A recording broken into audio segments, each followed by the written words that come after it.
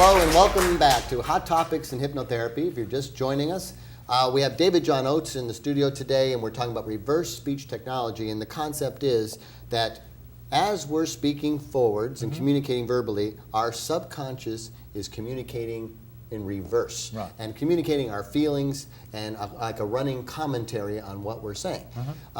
So now, again, you first came here 12 years ago. You've offered some extensive trainings. Again, you're going to be talking this Saturday at the AHA conference and introducing it to a whole new group of AHA members. We record that. It goes in the library. And then Sunday, you're going to be doing an actual training with hypnotherapists on how they can use reverse speech in their therapies. Now, here's the other dig. Last segment I talked about, though, you're hearing what you want to hear. Here's the other one, and I have to ask you about this. It's a laborious process. Okay? In other words, this is the most fascinating concept I've ever heard. It seems like it could change society, but in practical terms, it's laborious. It's a laborious process. I wish I could say it wasn't, but unfortunately it is. It's a very laborious process. It takes me about 2 hours to analyse a half-an-hour tape. I think that the rewards that we get from that analysis certainly makes up for the time we spend. Any skill, any discipline that yields good reward requires time and effort, and it does. But I must admit it is laborious, and it's one of the reasons why it's still a very unique, specialised field. There's only a couple of dozen analysts in the world practicing it. So, I mean, like, if you're analyzing president's speech, okay, you're going to spend some time on that, right? But if you're a therapist and you're spending 1 hour with a person, then to go back and dig through that reverse speech, it's a 3-to-1 ratio, right? You're end up spending 4 hours, and there's a practicality involved. Do you look for, if you're a therapist, emotional latent portions of the interview that you may focus on instead of the how are you, what's going on, what happened this week? Sure, yeah, you want to go right to the meat. Although, that being said, sometimes in the good day, how are you, you can find very significant reversals. They could be thinking about what happened to them when they said good day and how are you. But yeah, you can go to the particular portion of the tape that you want to analyse. That would speed up the process, but then you may miss out on some really key reversals in the introduction stage. So you really, see, I analyse the whole tape. I start from the beginning and go right through to the end. And there's no way you can get around that hard yakka, as we say in Australia, hard yakka of sitting down with the headphones on and finding the reversals. So it's like Vegemite sandwich? Yeah, that's right, yeah. Hard yakka? Yeah, hard yakka, good Aussie slang. I know two Aussie slangs. Right. So do people hire you to do this? They submit tapes to you and they say, here's a tape. What kind of people are you doing this for? Oh, well, I do contract work for businessmen in Sydney.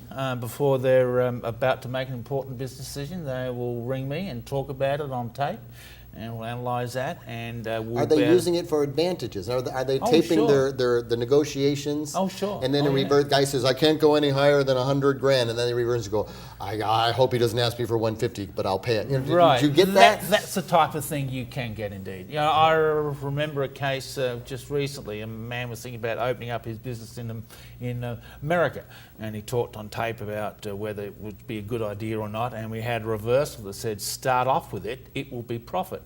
And so his unconscious is telling him, yes, go ahead and do this, because this will be a successful business venture for you. He's listening to his own speech, you're saying? Correct. So he's actually looking for insights in his own speech. Yeah, well, because you're tapping into your own unconscious mind, and your unconscious knows you far better than you know you. I know that might sound a bit like a contradiction of terms, but our unconscious knows us very, very well, and it knows whether our inventions are going to work or not. Or whether there's stumbling blocks. Or how we feel about it. Right, sure. I'll also do contract work for therapists who are working with their clients, and they want to know what's really going on and get some extra insights. They'll send me the tape, I'll analyse the tape. So they contact you at reversespeech.com. Right. They email you, I suppose, a tape and a file, and you send them back your thoughts. How about lawyers? You got anything like that? Lawyers, yeah, I've done some work for lawyers in the past. There's one particular case I can think of where she was analysing all the depositions of the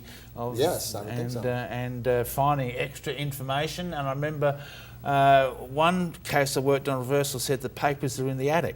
And she went back in the second deposition and said, "What's in your attic, sir?"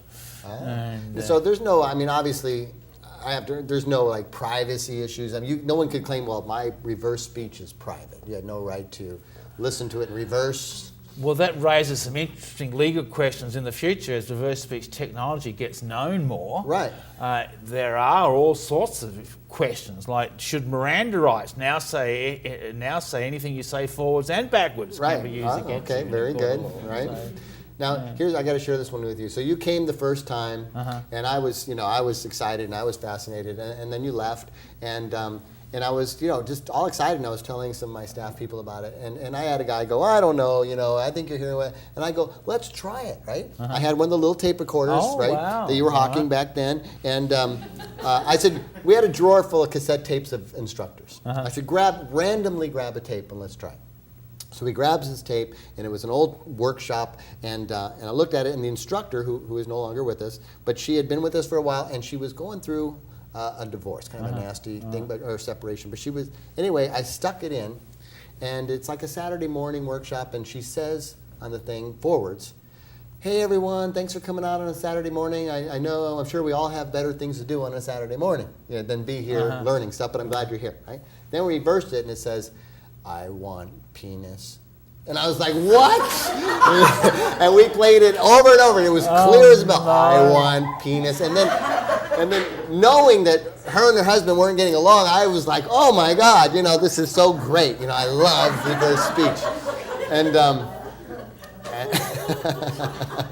so I had to share that with you. I'm glad you did. My one, apparently he didn't share it with her, but no, obviously not. But my one and only reversal was quite fun and dramatic. So I got to say this because I don't want it to sneak out. I don't want you to get a weird vibe from me because I'm saying how much I love you on one level, and then another level. I got an emotion here that's contradictory. I am so frustrated and pissed off at you that this hasn't become famous in the last 12 years. I mean, I tell people about it, and they're like, they haven't heard about it, right? Yeah. Now, what's up?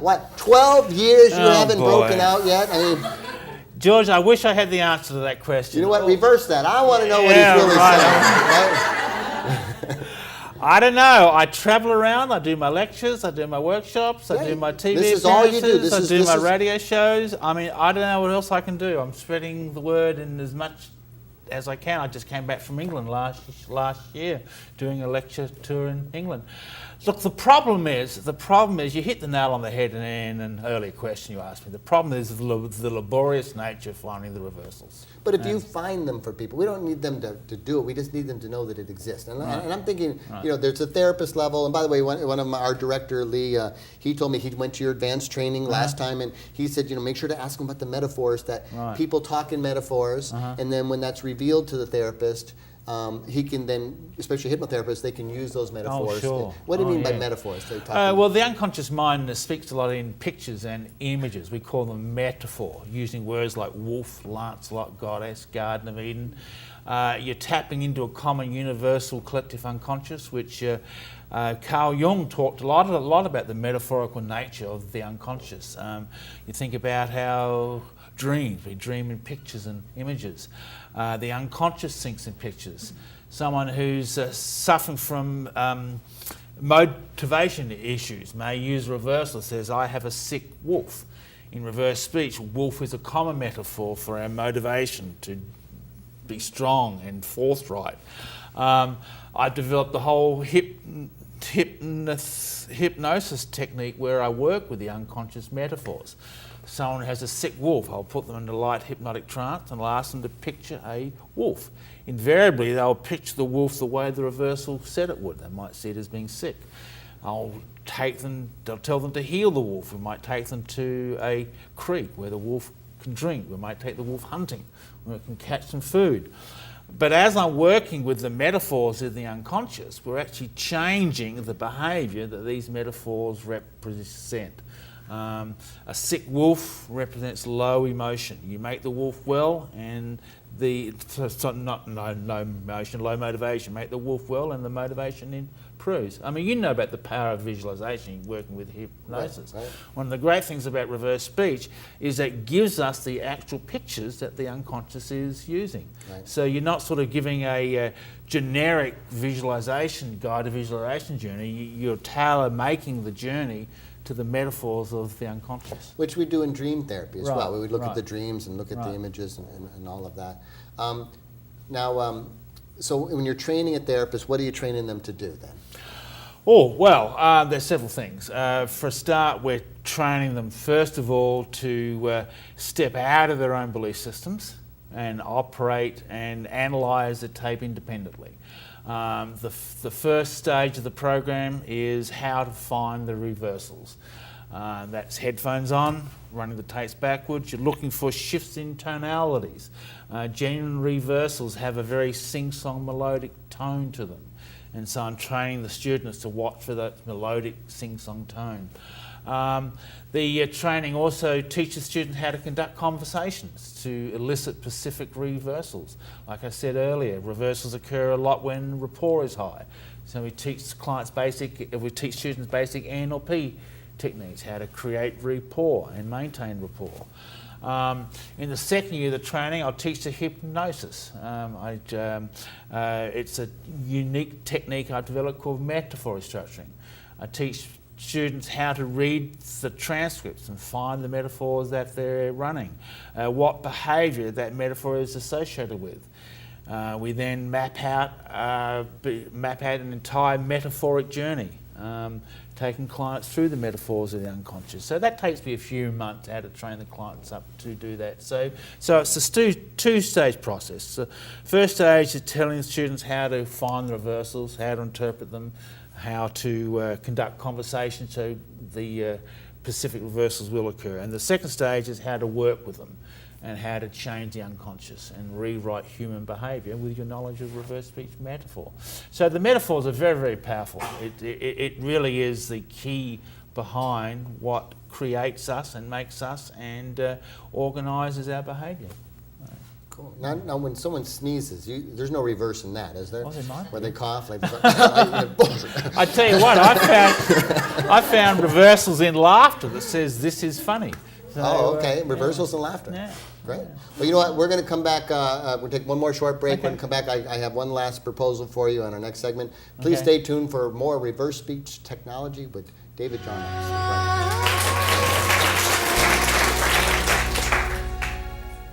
You first came here 12 years ago. You've offered some extensive trainings. Again, you're going to be talking this Saturday at the AHA conference and introducing it to a whole new group of AHA members. We record that. It goes in the library. And then Sunday, you're going to be doing an actual training with hypnotherapists on how they can use reverse speech in their therapies. Now, here's Oates in the studio today, and we're talking about reverse speech technology. And the concept is that as we're speaking forwards and communicating verbally, our subconscious is communicating in reverse and communicating our feelings and like a running commentary on what we're saying. So now, again,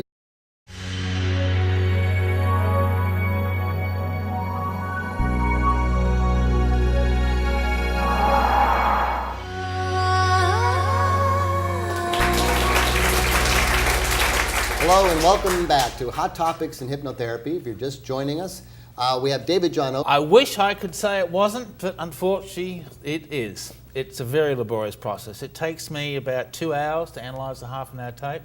I think that the rewards that we get from that analysis certainly makes up for the time we spend.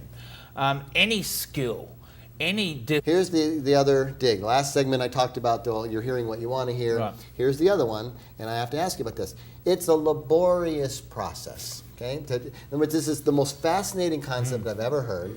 It seems like it could change society, but in practical terms, It's laborious. It's a laborious process.